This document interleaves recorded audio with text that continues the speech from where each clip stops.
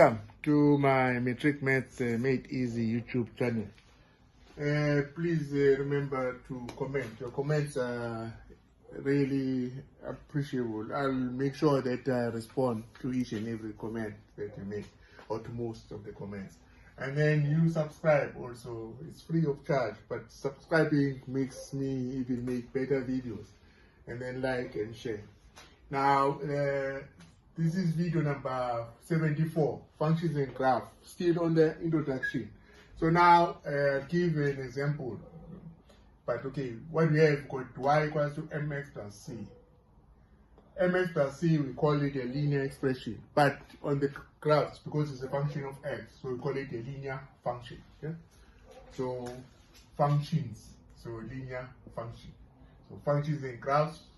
Yeah, so this is a linear function. But now, functions and graphs, it means that this function, I want to represent it now on a graph. But to represent it on a graph, I have to first deduce the values of y when I'm given the values of x. So consider now an example that f of x is equals to x plus 2. So if f of x is equal to x plus 2, it means that whatever values of x that I'm given, I'll substitute it here and get the value of y, because y is equals to f of x. So now, when x is negative 1, so f of negative 1 gives you negative 1 plus 2, which equals to positive 1. So positive 1 comes here. Yeah? So y is 1. And then when x is 0, so it means that f of x, when x is 0, will be 0 plus 2, which means that you get a 2. So y is equal to 2. And then when x is equal to 1, so you get f of 1, because y is equal to f of x. And then when x is 1, you add a 2, then you get a 3. So you've got your coordinates here. So I'll write the coordinates here. So your coordinates are x and y. Yeah, we call it x and y. Semicolon. This is semicolon. Then here, your coordinates will be, your x is negative 1, and then when x is negative 1, y is 1. And then here, your coordinates when x is 0, and then y will be 2. And then here, when x is 1, and y is 3. So now, we take this, and then we represent it on a Cartesian plane. Here, Cartesian plane I already got. This is a Cartesian plane.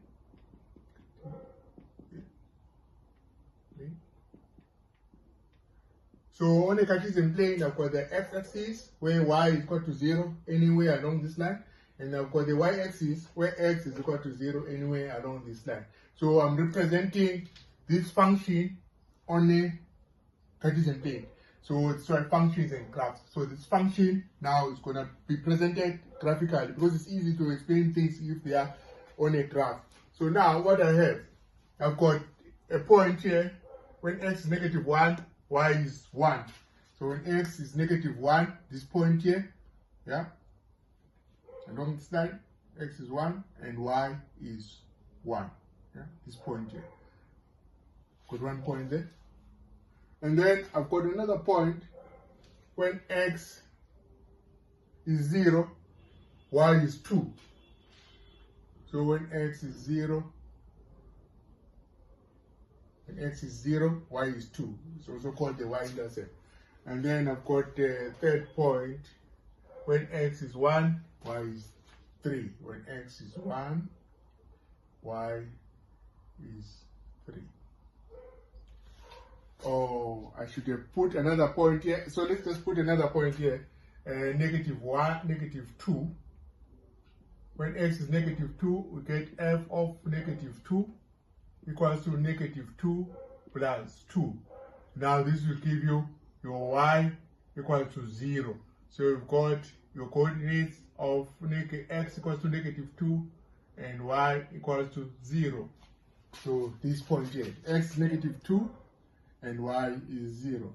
And you go join these points here and then you get a nice straight line. Unfortunately, this graph is not up to scale, so but you get a nice straight line. This line represents f, yeah, f of x, where f of x is equal to x plus 2. That's how easy it is to draw a graph, but I'll explain more again on this when I do the next video. Remember to please like and comment and share with others. Thank you.